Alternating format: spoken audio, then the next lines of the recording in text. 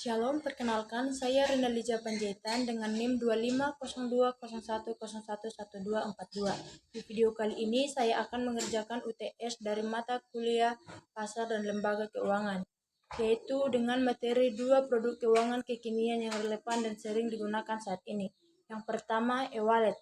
Mengutip dari laman resmi Otoritas Jasa Keuangan atau OJK, arti e-wallet adalah layanan keuangan digital.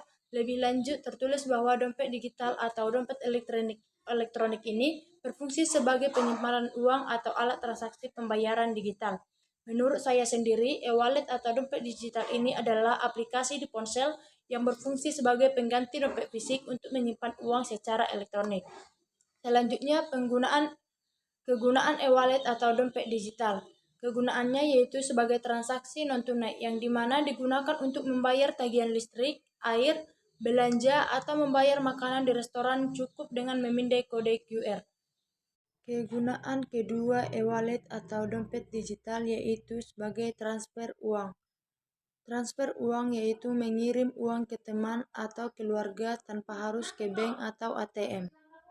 Manfaat buat nasabah. Yang pertama, praktis. Tidak perlu repot membawa uang tunai atau dompet tebal. Yang kedua, keamanan. Jika ponsel hilang, saldo tetap aman karena dilindungi oleh PIN atau sidik jari atau wajah.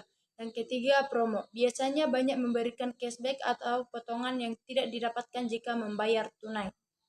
Yang kedua yaitu paylater. Menurut Bank Indonesia, paylater atau yang secara regulasi jasa keuangan lebih sering disebut buy now pay later adalah fasilitas pembayaran dari lembaga keuangan yang memungkinkan konsumen menunda pembayaran atau membeli barang atau jasa secara non-tunai. Pembayaran ini bisa dilunasi secara langsung atau dengan skema cicilan. Dan menurut saya, paylater adalah fitur layanan keuangan yang memungkinkan pengguna untuk membeli barang atau jasa sekarang, lalu membayarnya di kemudian hari, atau bisa dicicil atau dilunasi dalam sekali bayar.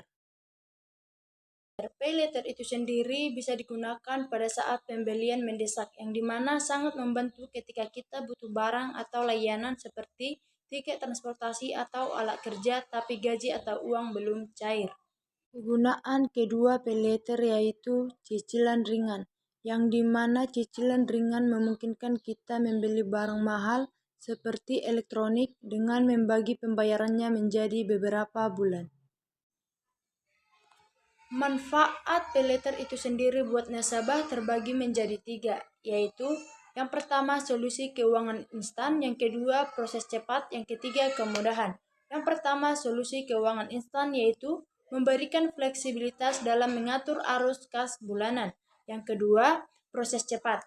Berbeda dengan kartu kredit bank tradisional yang prosesnya rumit, paylater biasanya bisa langsung aktif hanya dengan KTP. Yang ketiga, kemudahan. Semua transaksi tercatat jelas di aplikasi, sehingga kita bisa memantau pengeluaran dengan lebih rapi. Dan kesimpulan dari materi yang sudah saya jelaskan yaitu di mana e-wallet maupun paylater adalah bukti nyata bagaimana teknologi telah mengubah cara kita bertransaksi menjadi jauh lebih praktis.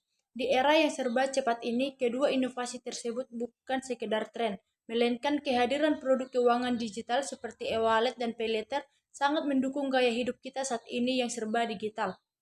Kuncinya ada pada kemudahan akses dan kecepatan, namun sebagai nasabah yang cerdas, kita juga harus tetap bijak dalam menggunakannya, agar manfaatnya maksimal untuk membantu. Sebagai penutup, inovasi pada produk perbankan dan lembaga keuangan ini telah berhasil mendobrak batas akses keuangan bagi banyak orang, dengan proses yang jauh lebih mudah dibandingkan cara konvensional. E-wallet dan paylater telah membawa inklusi keuangan yang jauh lebih luas, sehingga setiap orang kini bisa menikmati layanan keuangan yang aman, cepat, dan transparan langsung dari genggaman ponsel mereka. Sekian dari saya ucapkan terima kasih.